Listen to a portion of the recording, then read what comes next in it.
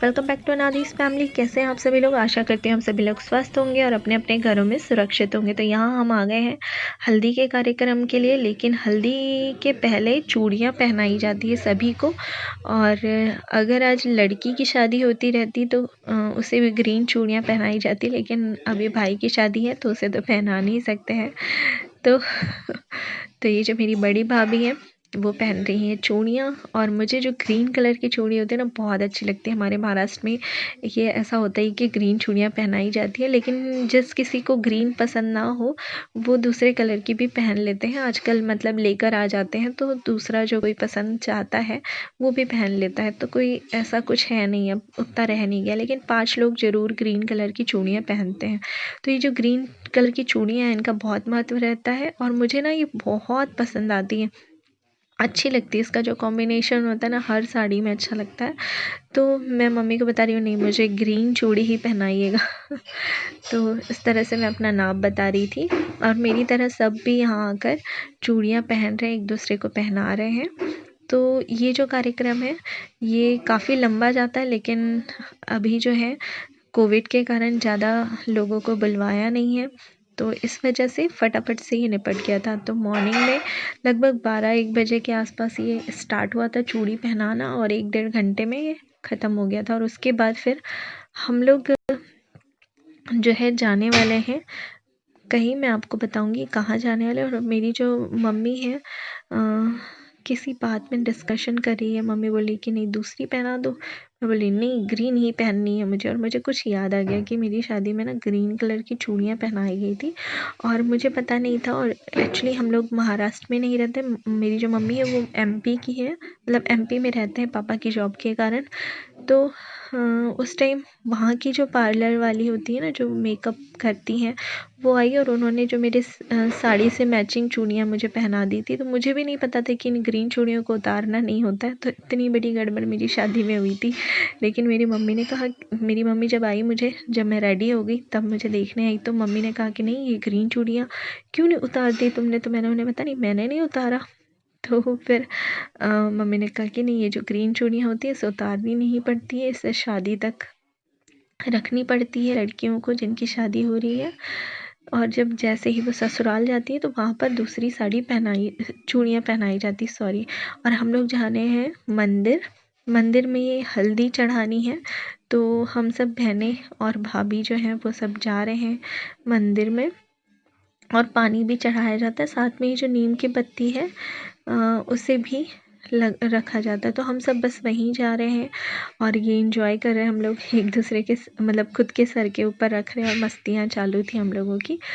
तो इस तरह से मस्ती अगर ना हो तो मज़ा नहीं आता शादियों में। और ये मेरा भाई है, और मंदिर में हम लोग पहुंच चुके हैं, और ये टीका कर रहे हैं। और मेरी बुआ जी हैं, उन्होंने हल्दी चढ़ा दी थी मंदिर में, और जो भी मतलब यहाँ के लिए पैसे होते हैं वो सब भी यहाँ पर चढ़ा दिए। और अब हम लोग निकल गए हैं जाने के लिए, और घर आते और फिर ये कार्यक्रम ख़त्म करते करते हमें शाम हो गई। तो हम लोग जो है यहाँ पर मंडप पूजन का कार्यक्रम कर रहे हैं। मतलब मंडप जो होता है ना उसमें तोरण लगाया जाता है चारों तरफ, तो वही लगा रहे हैं। और जो ये मेरे जीजा जी हैं वो बताते जा रहे हैं हमको कि यहाँ लगाइए यहाँ लगाइए। एक्चुअली दीदी नहीं आ पाई है, जो बड़ी दीदी है वो नहीं आ पाई है, तो वो बता रहे कि ऐसे लगाइए वैसे लगाइए।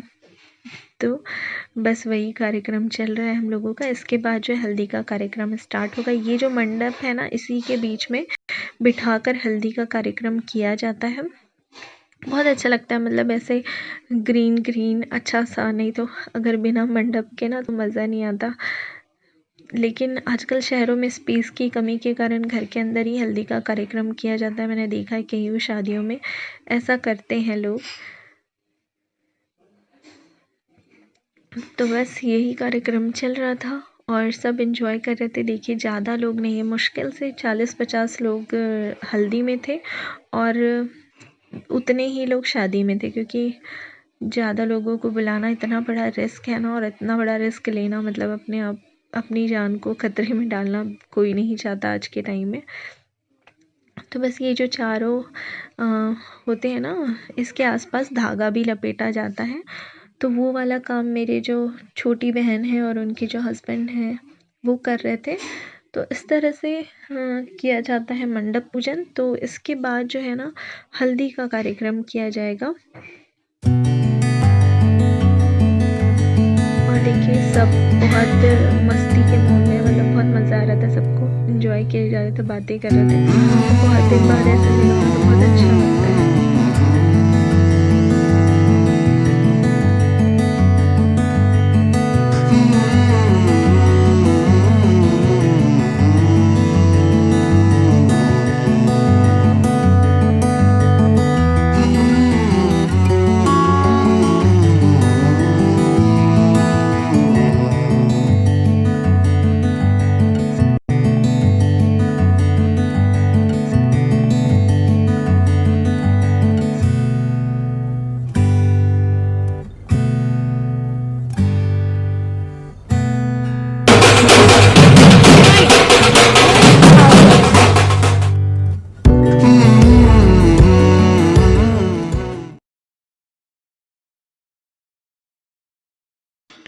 और अब जो है मैं भी अपने भाई को हल्दी लगा रही हूँ। जो बहनें होती हैं वो सब मिलकर भाई को, और जो घर के फैमिली के सदस्य होते हैं, जैसे मेरी बड़ी मम्मी पीछे बैठी है और उनकी भी कोई जो रिलेटिव हैं वो बैठी हुई हैं, और मतलब ये सेम सरनेम वाली पीछे बैठे रहते हैं, और मेरी बड़ी भाभी बैठी हुई है।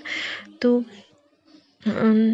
तो उन्हीं को हल्दी लगाई जाती है। और ये जो चावल होते हैं उनसे ऐसे किया जाता है। और इसी तरह से सारे फंक्शन जो है निपटाए गए।